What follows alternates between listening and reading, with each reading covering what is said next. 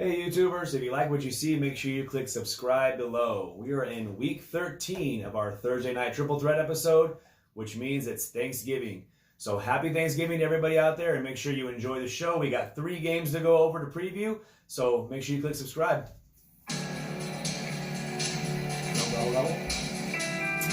wrong there, maybe?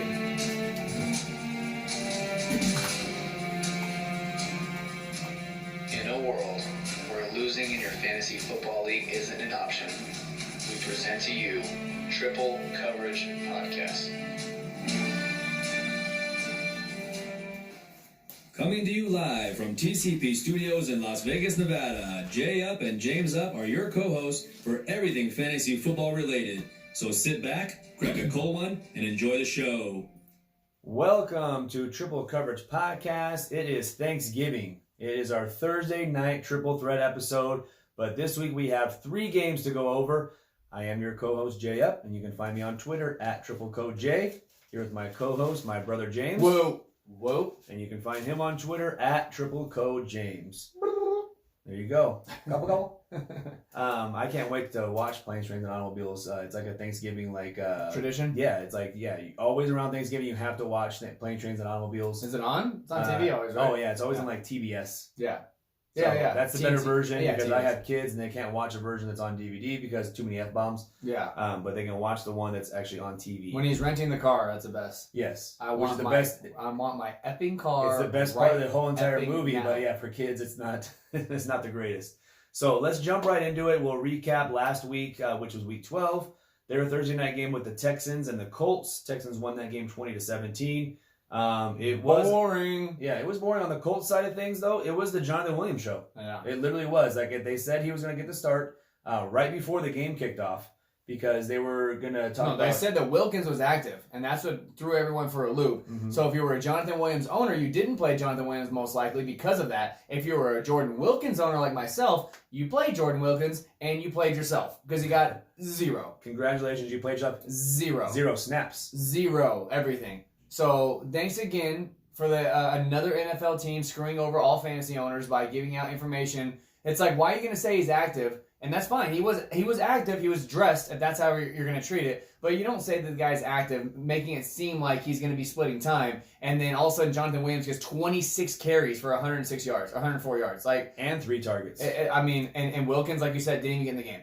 So I played against someone that had Jonathan Williams on the bench. I played Jordan Wilkins, who didn't get anything. So we both obviously saw the writing on the wall of what Indianapolis Colts was trying to put out there. But thanks again for screwing everybody. Yeah, I played in a league where somebody picked up Jonathan Williams on waivers and then played him against me. Oh, they did play him. Yeah, Good. he scored like 24.5 points against me. So I was like, ugh. I mean, I'm looking at the Colts are 6-5 now. They need to start winning some games if they think they're going to make the wild card. I do believe they're still trying, but what does this mean for the going forward? Like, is Marlon Mack? I mean, you got Jonathan Williams just comes off the bench, comes off the couch. I don't even know where the hell he was. He was in an ice cream parlor. He comes out and gets back-to-back 100-yard games. Mm-hmm. So what does that mean when Mack does come back? Because I don't think he's coming back this week. No, he's not coming back this week. They've already said it was a 4-week injury, So with a broken hand. So, but the problem is that so it's going to be the Jonathan Williams show going forward for the next 2 weeks, I believe. And then when Marlon Mack does come back, they face like really tough run matchups. So even if Marlon Mack does come back, or they decide to go with a split time between Jonathan Williams and Marlon Mack, I don't trust either one of those guys at the end of my playoff season. No, I don't either. And the same thing now that T.Y. Hilton's banged up. He got you 3 catches for 18 yards, another dud for T.Y. Hilton. I don't know how you can trust him if he plays again next week. He's saying that he's questionable already. Yes. And it's, I mean, come on. He did lead the team in targets, but he was on a snap count. And I thought the issue was more that Jacoby Brissett just didn't look 100%. He had a knee brace on, which clearly was bothering him because he wasn't very mobile. Yeah. And he wasn't hitting the open receivers. So, like, to me, I thought it was more Brissett than it was T.Y. Hilton because Brissett just didn't look good. One thing I want to add, too, before we move on from this is Eric Ebron was placed on the IR. Mm-hmm. So, if you had him as your starting tight end, got to look elsewhere because he's done for the season. He's having surgery on both ankles. Houston Texans, Will Fuller, Jay, can you trust him? 11 targets, 7 catches, 140 yards. If he's playing, you have to play him. If he's playing, you're playing him, yes. 100%. He's but that guy. He's due for a dud. He's going to be, you know what? He's going to be a sit for me this next week. Well, he's playing New England Patriots, and you never. Oh, he's nothing, definitely a sit then. Nothing good ever comes out of that. But he's in a matchup that's winnable, like obviously not against New England. Then yeah, if Fuller plays, I'm starting him. All right.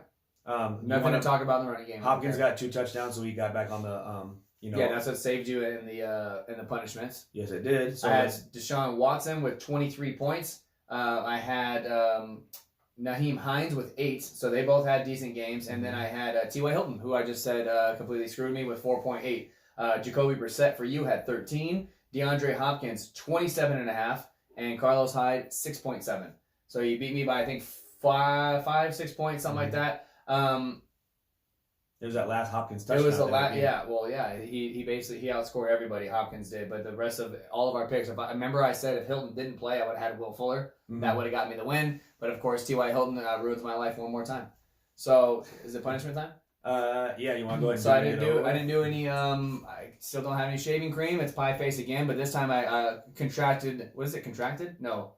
Not that you got a disease. Well, I do have a cold sore at the moment. Flour. I'm gonna put flour into a little ball of tinfoil. We're gonna see if it holds better this time when I pie face it. when you shoot it.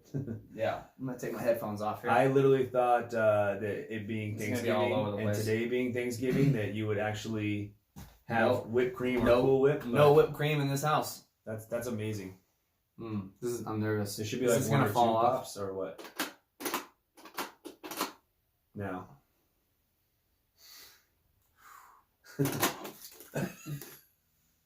Mostly in the mouth.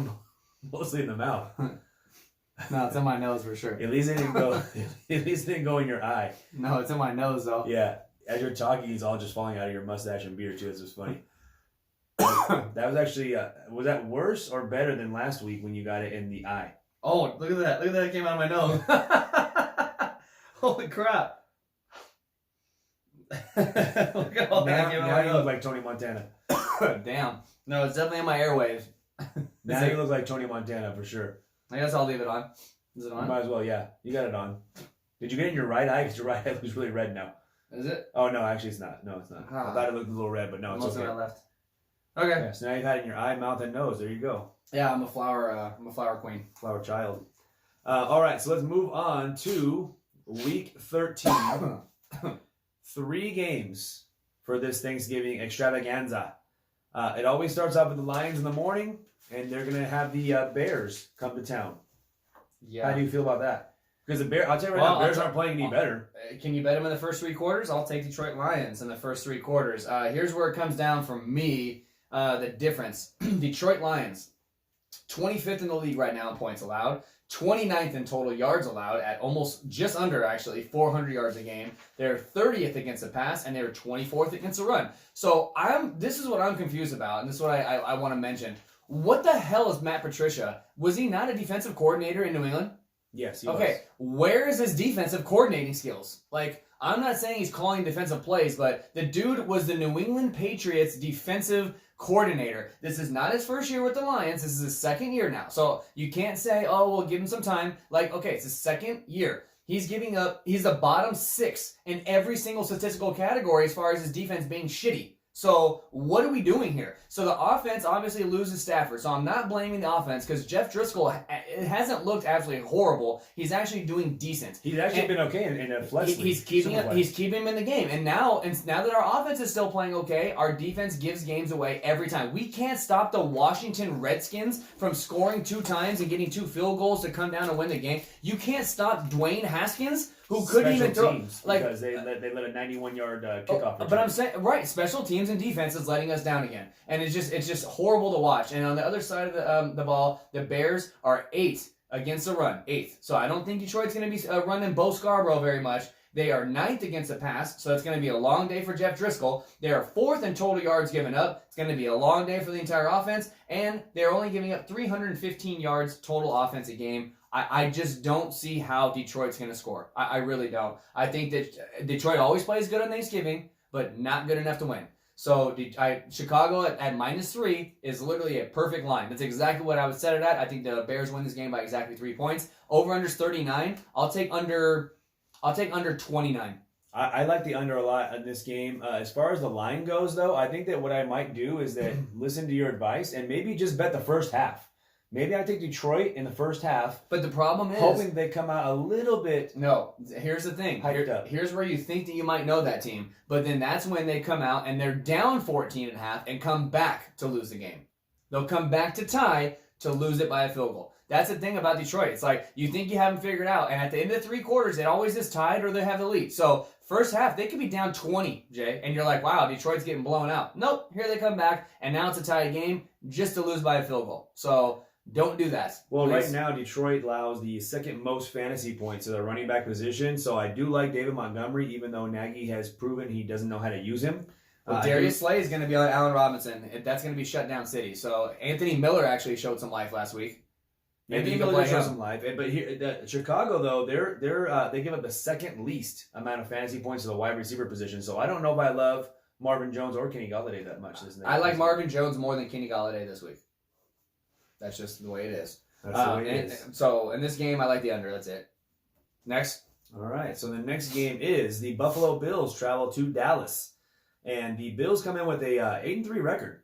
So they're actually playing pretty well, even though lately their defense hasn't been as solid as it was in the beginning.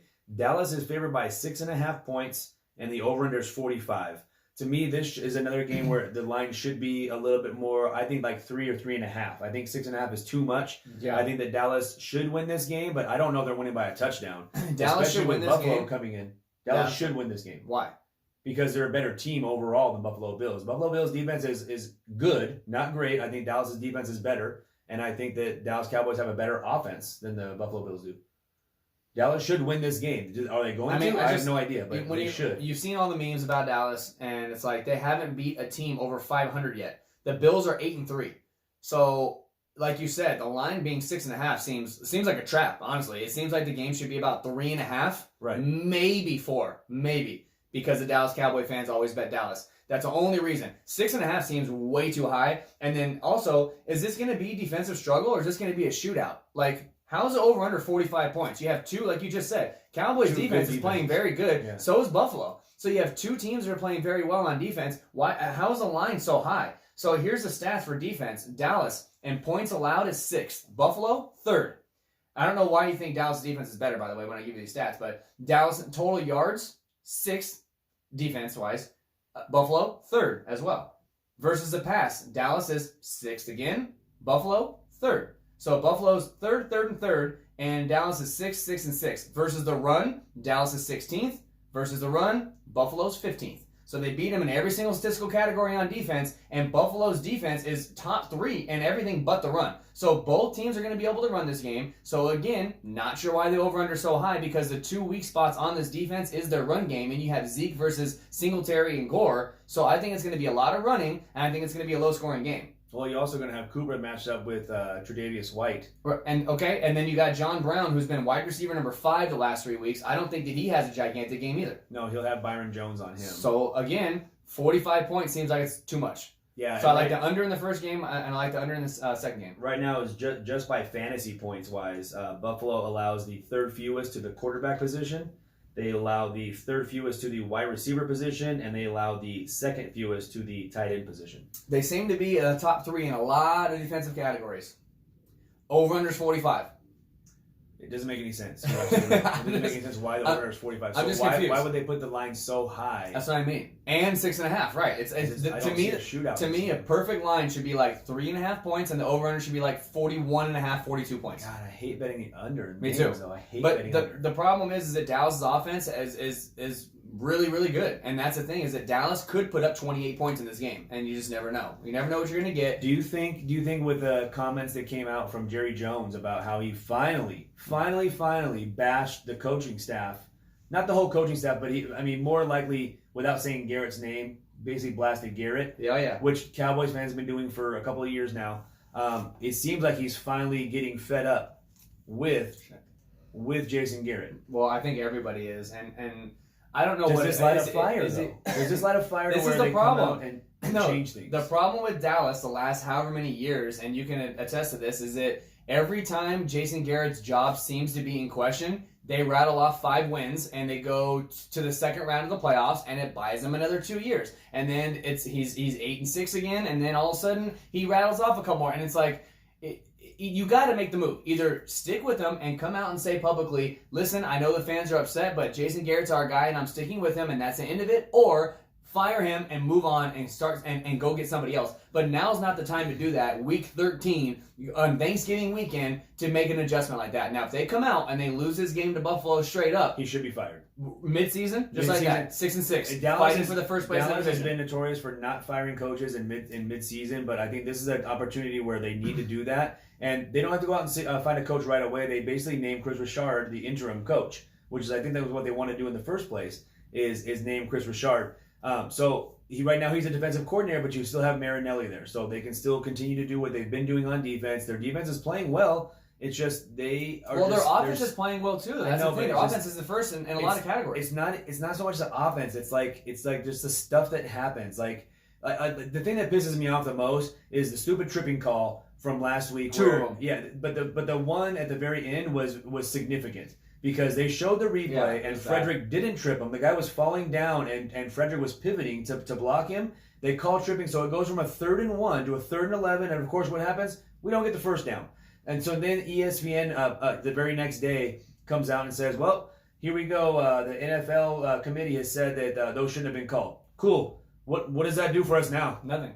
That's great. Thanks. Wow. I feel better now. I don't understand how the NFL in 2019 doesn't have some sort of checks and balance when a call like that is going to change the outcome of a game, and you don't have somebody in the booth that looks up at it and says, guys, you know what? They're not gonna have to challenge this. You got the call wrong. Fix it.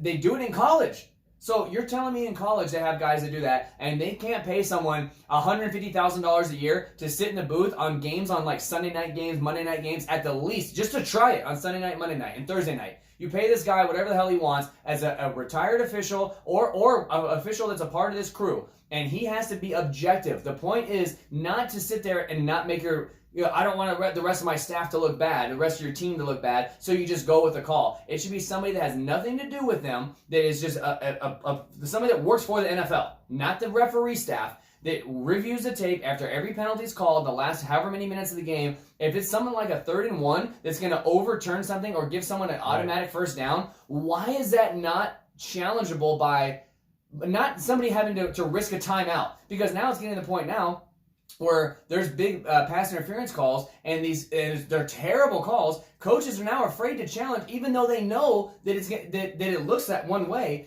The referees are sticking to it, and now they're losing a timeout. And now it's like, well, you just cost yourself a timeout. That could also cost you the game. So it should be somebody there to where they can say, hey, can we please take a look at that? Like, come on, let's take a look at that. That was a really bad call. It's going to change the outcome of the game. And somebody should have said, you know what, it was a bad call. There is no tripping. 3rd and 1, continue, let's go. And to me, that's what it boils down to, is that not the offense looks bad. It's just that there's these weird, so that call comes up, the tripping call, and then also Dallas puts together their best drive of the entire game. They march all the way down to the 11-yard line, and there's barely just under 6 minutes left, and it's like, you haven't been this close the entire game. Mm-hmm. This is your best drive. You're rolling right now. And you get to 4th down, and instead of going for it, you kick a field goal. So now you still need a touchdown, because it puts you down by 4. You still need a touchdown. So at what point do you think you're going to get a touchdown with 6 minutes to go in the game? You haven't done it all game, and now you put together your best drive of the game, and you get to 4th and less than 5 yards, and now you're going to kick a field goal. Yeah, even the announcer said the same thing. And Troy, he's like, this has got to be 4-down territory. He's like, if you're going for, at some point you got to get a touchdown. Now you still need a touchdown, and you're not going for it. So it's plays like that, calls like that, and then the tripping call back. So it's like, but the tripping call has nothing to do with Jason Garrett. No, but it's shooting themselves in the foot. I think it's time for Garrett to go. They've already had discussions where he would like to go to New York Giants if he's let go. Good riddance, please. New York Giants are interested, they want him. And he said that would be a possibility. You trade? Please go to the New York Giants after the season. Can't you trade picks for coaches? Yeah, can you imagine how far that's going to set them back? Him going there with Daniel Jones and Saquon Barkley is basically like a young Dak Prescott who's just starting out, and Saquon Barkley is just like, Zeke, please, by all means, go to New York. That'll help us in the division. Geez. As far as this line goes, though, it's way too high. I think that I just showed you all those Buffalo stats, so just tread lightly with that, because I don't think this game comes anywhere near 45 points. All right. Next game. Thursday night, you have another division matchup with the New Orleans Saints and the Atlanta Falcons. New Orleans is favored by 7 on the road. against a team that just beat them pretty badly a couple weeks ago. In New Orleans. And the over-under is 40.5. So is this like a bounce-back game for New Orleans? Because I would hope I'll tell you so. what, Atlanta looked terrible last week against Tampa Bay. Yeah, but They looked the bad. Saints gave up 31 points to Carolina. I know, but Tampa Bay's defense is terrible against the pass, and Matt Ryan couldn't do anything against that passing game. He didn't throw for 300 yards. He threw for 0 touchdowns. I like and then, to make it matters worse, Matt Schaub comes in because they bench Ryan, and he throws a touchdown against Tampa Bay. shredded them. Do you see the meme on the Dallas Cowboys? It was like Dallas Cowboys have the talent of a 9-2 team with a coaching staff of a 2-9 record. Yeah, it's bad. And that's why they're 6-5. I like the Saints in this game -7. I think that I have a feeling it's going to go up to like 8 or 8.5 before kickoff. So get it now while you can. But as far as the Saints, they just gave up a huge lead. Let Carolina score 31 points. Atlanta's offense is better than Carolina's. How many points will Atlanta score here? Because I think Atlanta's offense is better than Carolina's. See, I don't know. Do we know, is Marshawn Lattimore, is he out again? Because he didn't play last week, and you saw what happened. Chris Godwin went nuts.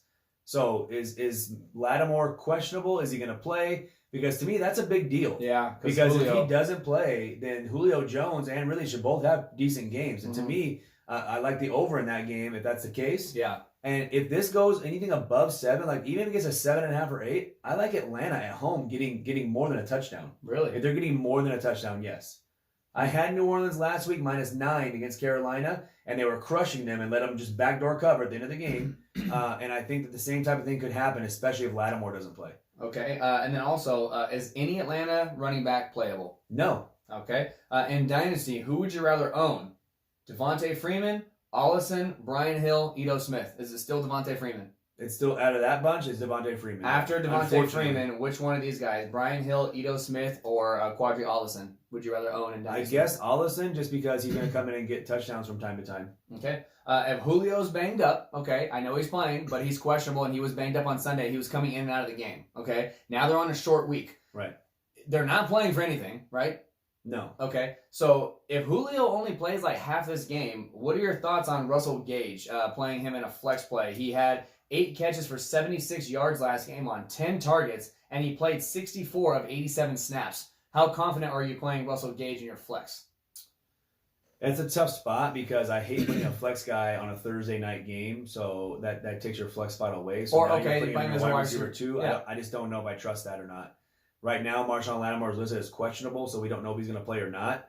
I don't know if I trust that. I mean, in desperation, maybe, but you're talking about week 13. So this is like there's 3 things. You're either in the playoffs for sure, and you don't have to worry about it, or you're already eliminated, or you need this week. Like, it comes down to, like, this is a big week. All right, let's say I need it. If you need it, I'm not playing Russell Gage. Okay. If you need it.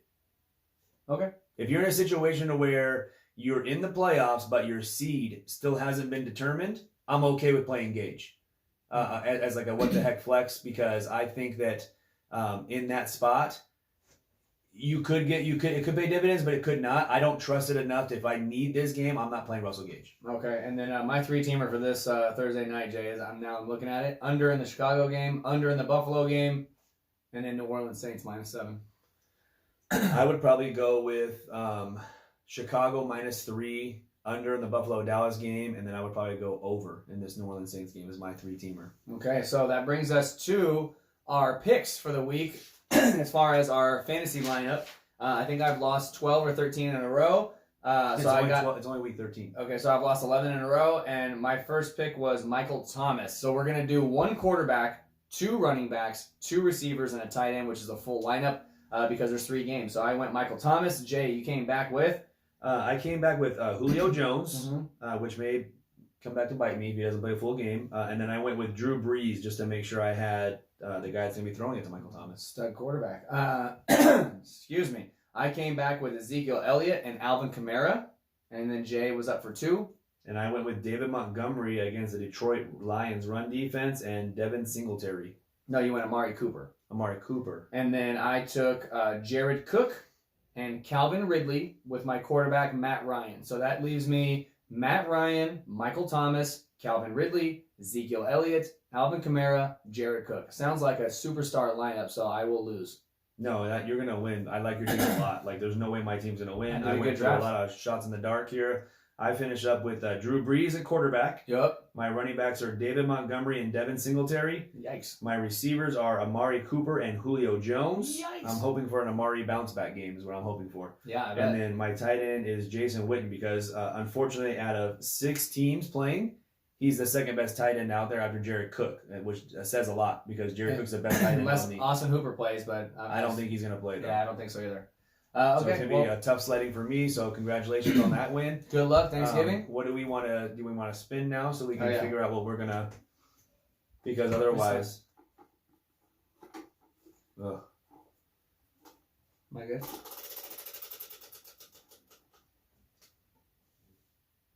Let's just do karaoke. We haven't done karaoke in a while. Yeah, I don't care. Okay. If it's karaoke, then for sure I'm losing. Well, I need to win at least one. Okay, well, it's going to be karaoke, so hopefully I'll be looking for a song in the next couple days to write. At least I have a lot of guys, players' names to use in the karaoke song. Yeah. I don't know who's going to screw me yet, but it's going to be one of these guys. Me and Julio down by the schoolyard. It's gonna be one of these Maybe guys. you can challenge Julio to a fist fight. Yeah, You and Julio down by the schoolyard. maybe. All right, you ready to crack one? Let's crack Happy it. Thanksgiving. Happy Thanksgiving.